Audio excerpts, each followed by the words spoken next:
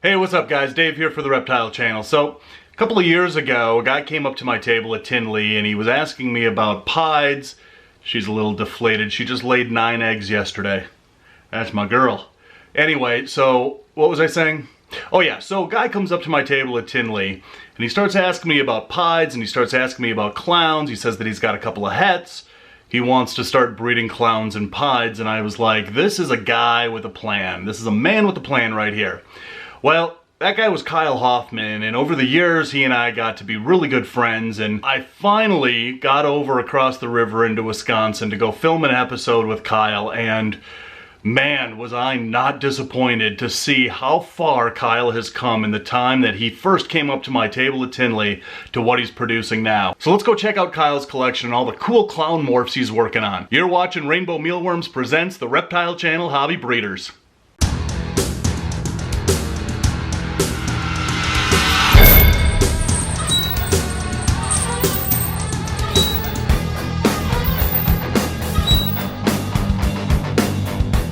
I'm Kyle Hoffman at Royal Ambassador Reptiles, and I've been breeding ball pythons for, I don't know, a little over 10 years, I would say. My first ball python I got was about 15 years ago, and it was a normal that I picked up from a pet store. And now I have a lot, probably a little under 400, I would think. Although I work with clowns and pieds, I'm really beefing up my clown projects right now, and I kind of see that that's where the market's really headed for the ball pythons, and it's already there actually. This is a blade clown, or a super blade clown female that I picked up from someone in Canada. They were selling their collection and I picked up a bunch of clowns from them. I think I got like 5 or 6 snakes from them, and this was one of them.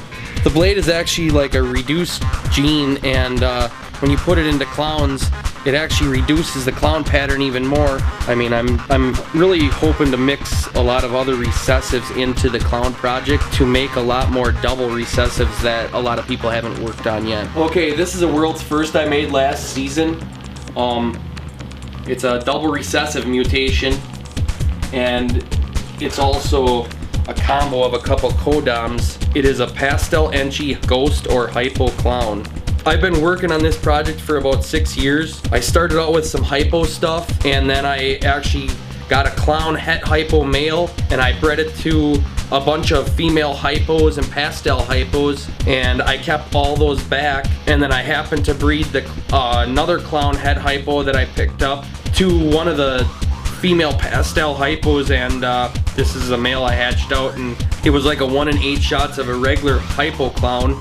But this, I have no idea what the, I think it's like a 1 in 32 or a 1 in 64 to get this animal. This is a hypo clown female that I actually produced from the same clutch that the pastel enchi hypo clown was from. This is a female, and she's a little smaller. She was a little bit picky to get going, and now I got her going, so she's starting to grow pretty well. This one took me about 6 years to make.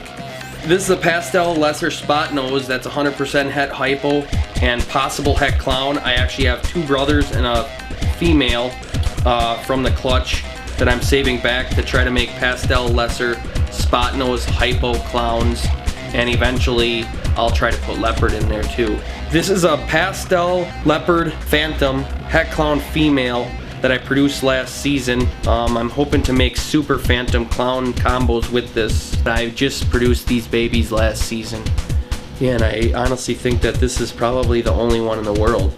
You know, that I know there's a phantom clown and phantom het clown and super phantom clowns out there, but none of this kind of stuff. This is a regular clown female that I bred to an enchi bumblebee het clown, and I just wanted to show her off because she's quite large. I don't really see a lot of clowns that are this size, so I just figured I'd pull her out and show her. I think she's about 3,800 grams. I actually have had her for about 6 years. She's only laid 3 times for me. The first clutch I got only 2 good eggs and they went bad in incubation, and then she didn't go for 2 years, and then I bred her last season and she laid 10 eggs, and she's gonna go this season too.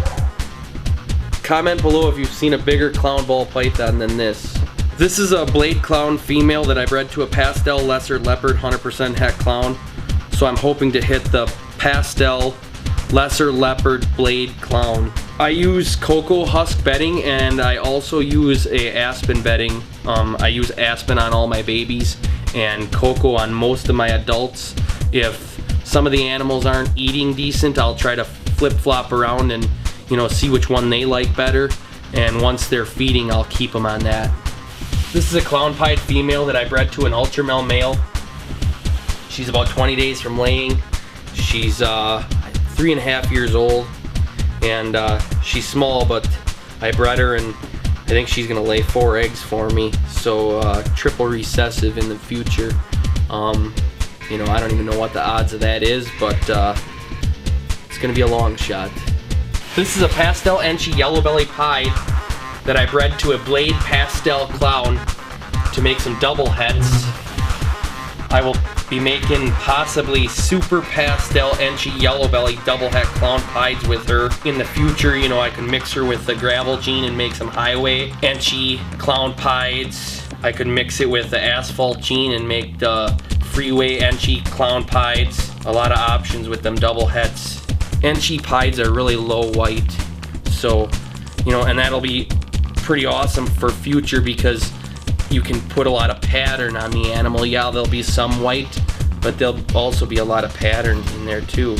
This is a female VPI axanthic leopard pied that I'm hoping to breed next season to my pastel Enchi hypo clown to make leopard pastel Enchis quadruple het axanthic clown hypo pieds. Here's another female that I'm breeding to a leopard orange dream pied that's possible het clown. He could also be yellow belly, I'm not sure. We'll have to wait and see until we breed him.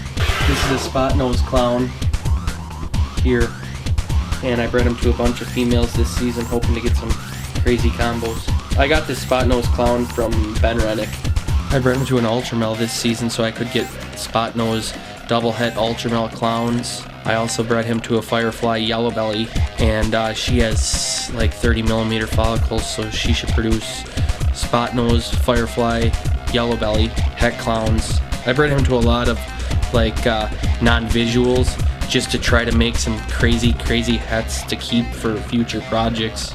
This is my incubator that I made out of an old refrigerator. I used 275 watt light bulbs, and I wired the fan direct from the freezer, and so far it's holding up better temperatures than the new one that I bought, so I'm keeping everything in here for now. This clutch here is from a spot nose clown or an Enchi queen bee het clown to a clown, and this is how I incubate my eggs. I use a piece of plastic wrap on the top, and then I put vermiculite and perlite mixture, and then I also pin the eggs with straws that I cut up so that they can't roll around on the light diffuser. I guess the future for me is to get bigger. I'm gonna start doing my own rodents, and whatever I have extra I'm gonna sell.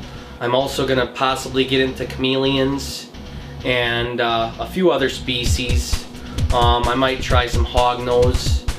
As of now, I'm just gonna try to keep doing what I'm doing and work with the clowns and the pieds and try to make stuff that nobody's ever seen. I love talking about ball pythons with all sorts of people all over the world, and it's an enjoyable thing that I like to do in my free time, and the future looks bright here for me at Royal Ambassador Reptiles, and I can't wait to produce a lot more combos that nobody's ever seen.